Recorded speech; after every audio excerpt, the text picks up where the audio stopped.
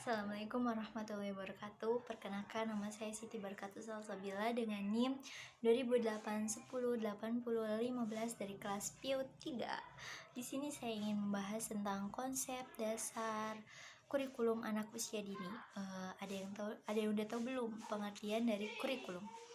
Jadi, pengertian kurikulum menurut etimologi itu berasal dari bahasa Yunani yang terdiri dari dua kata, yaitu kurir yang artinya pelari dan kurure yang artinya berlari, atau suatu jarak yang harus ditempuh oleh pelari dari mulai garis start sampai dengan garis finish. Selain itu, pengertian kurikulum anak usia dini adalah program atau seperangkat alat tertulis yang disusun secara logis dan sistematis, yang berisi tujuan, isi, dan bahan pengembangan yang harus dijadikan dasar atau patokan bagi pengelolaan sistem pendidikan, agar tercapainya suatu tujuan pendidikan anak usia dini yang telah ditentukan. Selain itu, ada peranan kurikulum. Yang pertama ada peranan konservatif, yang kedua ada peranan kreatif, yang ketiga ada peranan kritis, yang keempat ada peranan evaluatif. Nah, tadi kan itu peran kurikulum. Sekarang dimensi kurikulum. Dimensi kurikulum itu yang pertama ada kurikulum sebagai ide. Artinya ini bersifat dinamis dan bisa berubah seiring dengan berjalannya zaman. Ide ini tentang kurikulum hanya pada pemikiran seseorang yang terlibat dalam proses pendidikan. Contohnya itu seperti guru, kepala sekolah, pengawas, baik secara langsung maupun tidak langsung. Ketika seseorang berpikir tentang tujuan sekolah, bahan yang harus disiapkan untuk siswa, nah itu termasuk ke dalam dimensi kurikulum sebagai ide.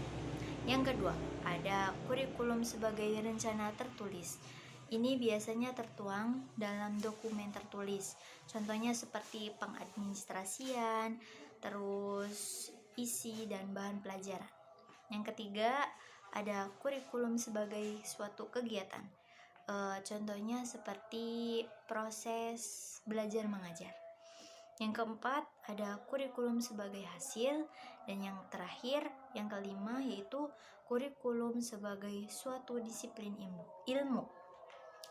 Artinya, kurikulum ini memiliki konsep, prinsip, dan teori yang dapat dianalisis oleh pakar kurikulum, guru atau pengawas yang ingin mempelajari kurikulum. Nah, tadi kan dimensi nih. Sekarang kita lanjut ke karakteristik atau konsep kurikulum.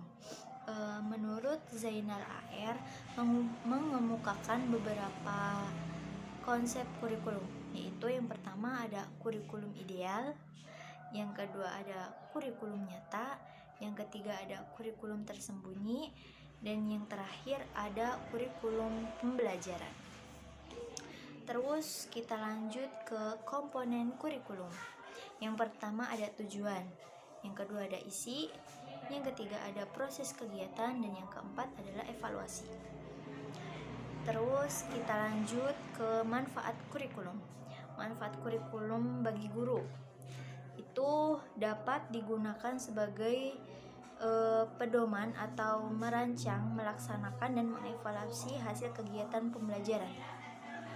Jadi guru itu tahu tentang apa yang selanjutnya kita lakukan gitu. Terus bagi sekolah digunakan untuk alat dalam upaya pencapaian tujuan program pendidikan. Jadi kalau tidak ada kurikulum, maka tidak tercapainya upaya pencapaian pembelajaran dalam sekolah.